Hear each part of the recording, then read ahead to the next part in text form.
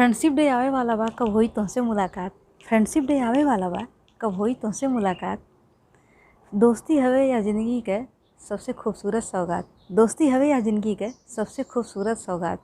सच्चे प्यार का शुरुआत भी दोस्ती से ही होला। सच्चे प्यार का शुरुआत भी दोस्ती से ही होला। जाने कब आई हमरे हथवा में तोहार हाथ। जाने कब आई हमरे हथवा में तोहार हाथ।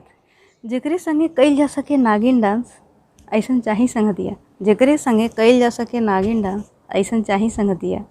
हर सुख दुख के बाटे और संगरी चले बरतिया। हर सुख दुख के बाटे और संगरी चले बरतिया।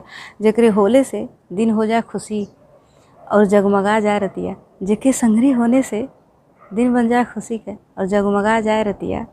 ऐसन दोस्त सबके ज़िंदगी में जौन दिल खुश कई दे कई के आपन बतिया। ऐसन दोस्त चाही सबके ज़िंदगी में जौन दिल खुश कई दे कई के आपन बतिया। दोस्ती से ही सजाला दिल का महफिल। दोस्ती से ही सजाला दिल का महफिल। दोस्ती कईल आसान बा पर निभाइल बा बड़ी मुश्किल। दोस्ती कईल आसान बा पर निभाइल बा बड़ा मुश्किल। हर सुख दुख में साथ देवल जाला। हर सुख दुख में साथ देवल जाला। केतनो कठिन हो डगर हाथ पकड़ के दियावल जाला ओकर मंजिल। केतनो कठिन डगर हाथ पकड़ के दियावल जाला ओकर मंजिल।